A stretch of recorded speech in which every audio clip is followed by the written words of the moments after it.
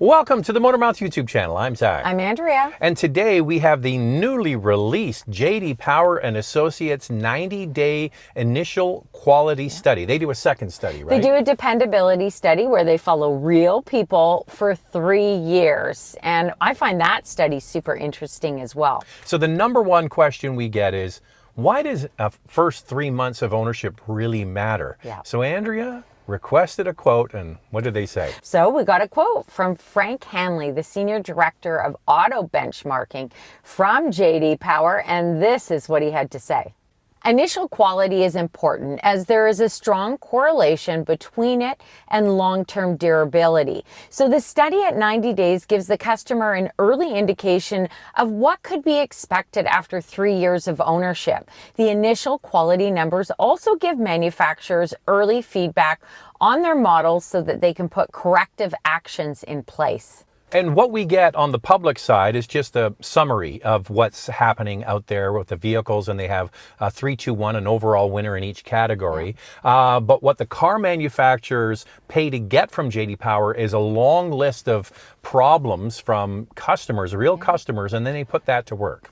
So what we're going to do is we're going to go through the main categories, the big volume sellers, and we're going to list J.D. Power's findings, third place, second place, and then the overall winner in that category. So that's still to come. First, we have to get into basically the trends and the findings of the industry overall. Yeah, so for the industry, the average problems, 195 problems per 100 vehicles. The mass market non-luxury brands actually did better than the industry average. They got a combined 181 problems per 100 vehicles. The premium brands, they're actually below average with 232 problems per 100 vehicles. Kind of makes sense though. Luxury brands have more stuff in them to go wrong, more advanced technology to go wrong. So the simpler the car, often it's going to be better.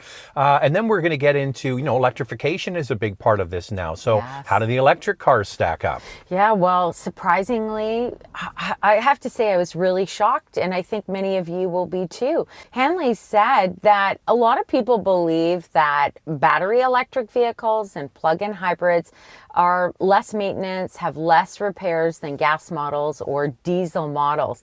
The data shows owners are experiencing problems that need dealership attention at a rate 3 times higher than that of gas vehicles. But I think it might be the same thing with luxury, is that a lot of these new technology cars have things that regular folk don't have to deal with, like door handles that open and pop up automatically, like the answer to the question we never asked. A lot of advanced technology. So maybe that's the bugaboo. We don't have the information on that, but that's just our guess.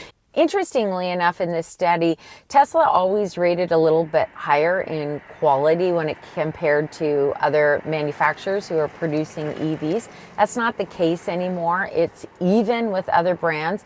That has a lot to do with the removal of traditional feature controls such as turn signals and wiper stalks. So, which is why we always preach on this channel, KISS. Keep it simple, stupid. That's really the way it works. If you have a car that's easy to use, and we've all been using the same controls for decades, you're probably going to get a higher score. But that's just us. That's us editorializing. Okay, we're going to have some key findings at the end. So we're going to go 3, 2, 1, and we're going to give you the winner in each category. But first, we're going to talk about the overall, highest ranked brand goes to Ram, followed by Chevrolet, Hyundai, and then Kia in 4th place. For premium brands, number 1 is Porsche, followed by Lexus, and then Genesis. That's quite amazing, right? So there's brands at the top there that a lot of people always like to dump on. I know. Ram, one thing we should say about Ram is they've been making that truck now with not many changes for several years. So that goes to the formula that buy a car that's been in production for a while. And we have been on this channel for many years talking about Chevrolet's ascent up the quality scores, not just this 90 days, but also the 3-year dependabilities. We look forward to in the winter time when they come out with the 3-year dependability, and I bet you Chevrolet will be near the top again. Yeah, so let's get into the categories. We're going to start with SUVs just because we all know they're so popular. We're going to do non-luxury first, and then we'll move into the luxury category. So here we go. In the non-luxury category, we'll start with small SUVs. In third place, it's the Kia Soul. Kia Seltos is in second, and number one, the Ford Bronco Sport. In the compact SUV, the largest category of vehicles sold, third place is the Hyundai Tucson. GMC Terrain is the cousin to the winner, which is the Chevrolet Equinox. Midsize SUV, in third place, it's the Ford Edge. Second place, the Chevrolet Blazer. And first place goes to the Nissan Murano. In the larger midsize SUV class, it's the Kia Telluride in third place, Ford Explorer in second, and the winner is the Chevrolet Traverse. In the large SUV category, only two vehicles are listed. In second place, it's the Chevrolet Suburban, and in first, the Chevrolet Tahoe. Then we move to compact car. In third place, it's Hyundai Elantra, followed by Nissan Sentra in second place, and the overall winner is the Kia Forte. Midsize car, Chevrolet Malibu in third, Nissan Altima in second, and the number one pick is the Toyota Camry. For minivan, there's only one vehicle listed. It's the winner. It's the Kia Carnival. Midsize pickup trucks, Nissan Frontier in third, Ford Maverick in second, and the top pick goes to the Hyundai Santa Cruz. In the light-duty pickup space, there's only one vehicle listed. It's the Ram 1500, and Ram, as we mentioned, is the number one brand overall. Large heavy-duty pickup. In third place, it's the Ram 2500, 3500. Second place, Ford Super Duty. And in first place, the Chevrolet Silverado. Wow, there are some big surprises here. I mean, for us, we are not surprised by Chevrolet at all. I am a little bit surprised by the Ford Bronco Sport. Yeah, number one in the small SUV, but it's just interesting when you read that list, third, second, and first, the Koreans and domestics are really dominating. It's quite interesting to see because there wasn't a lot of Toyota on that list. No. There wasn't a lot of Honda on that list. No. So remember, this is 90 days of ownership. J.D. Power stands behind. This is a good snapshot of a car for the next few years. So we'll have to take their word on it. Now we go into the luxury space. In the small SUVs, there's only two. The Audi Q3 is second, and number one is the Lexus UX. Compact SUVs, still the biggest category for luxury as well as Porsche Macan in third place. Look at that. Alfa Romeo Stelvio in second and the BMW X4 in first. In the mid-size SUV category, in second place is the Lexus RX, and in first, the Cadillac XT5. Midsize SUVs, luxury, Genesis GV80 is in third place, Porsche Cayenne second place, and the winner is the Cadillac XT6. Large SUVs, look at this in third place, it's the Range Rover. Second, Cadillac Escalade, and in first place, the Infiniti QX80. Next is luxury compact car. In third place is the BMW 3 Series, second place the Cadillac CT4, and in first place, the Lexus IS. Mid-size cars, in second place is the BMW 5 Series, and in first place, the Genesis G80. Wow, did you see the Alfa Romeo in there? I like that Stelvio. And look at Porsche with their SUVs. Yeah, and that's where they make all their money, right? Yeah. Well, actually, they make a lot of money on sports cars too, but they're a brand that makes a lot of money on every vehicle, and they invest obviously in quality, and it's working out as we sit in our Porsche Cayenne. Very happy with it, by the way. Yeah. So that's quite interesting. There's going to be keyboard warriors pounding away on that. You know what? How can Cadillac have two winners? You know, it goes on and on, but that's the professional, independent, non-biased quality study from J.D. Power. They don't know who the owners are. They don't know their demographics.